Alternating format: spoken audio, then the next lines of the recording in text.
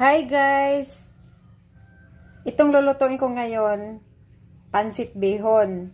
Pero ano to, idea ko ito, idea. Kasi ayan lang ang sangkap ko. Ito yung bihon. Ayun, binasa ko na, ayan o. Nahiwa-hiwalay na. Tapos ang ihalo ko kasi itlog. Ayan o, tortillas na itlog. Yung scramble egg ba? Tapos ginaganito ko, yan, in-slice ng manipis. Yan, tapos syempre, kailangan din ng bawang. Hindi naman yan mawawala. Bawang at saka sibuyas. Ito yon. Tapos, ito lang gulay ko.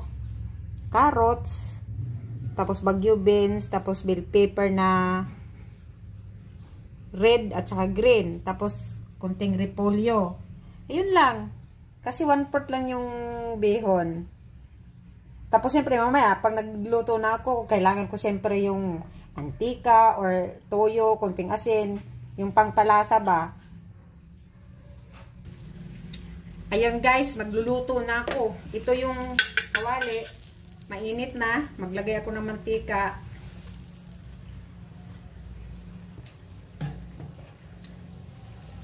Igisa ko na ang bawang.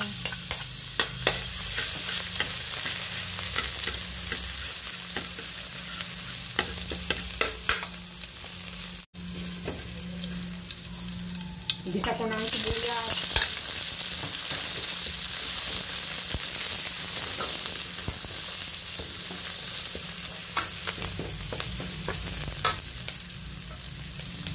Igisa ko ang carrot.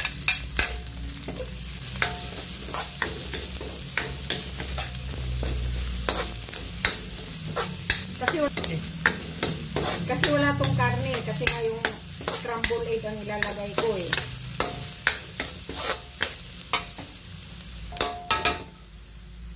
Ilagay ko na yung bagyo beans at saka yung bell pepper.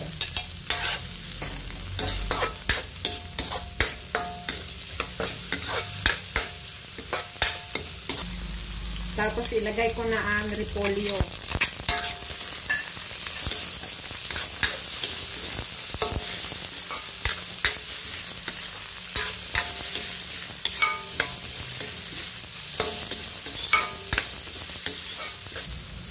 Lagyan ko siya ng kunting asin.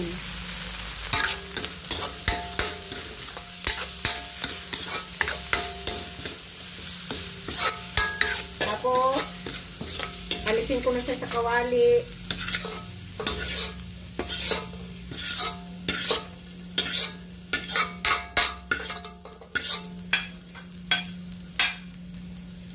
Dito sa kawali na to, maglagay ako ng tubig.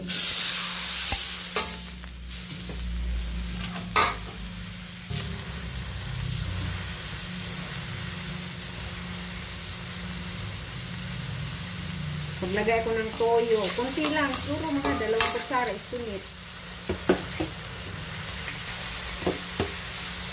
Tapos maglagay ako ng nor cube. Ano yan? Pork at saka chicken. Hintayin ko matunaw itong cube. Kailangan kumulo ng maigi.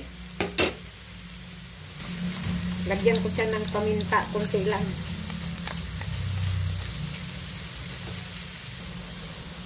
Tapos ilagay ko na ang bihon.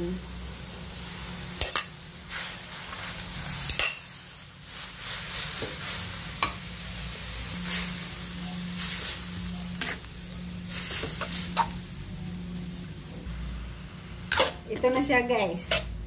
Luto na ang bihon. So, ibalik ko ang gulay. Ilagay ko na ang gulay.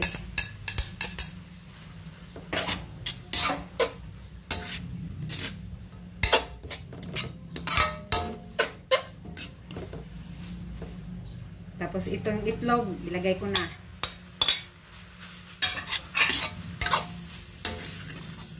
Ayun guys. Okay na to guys. May masarap ka ng pang-merienda. At simple lang. Saka konti lang din yung gasto.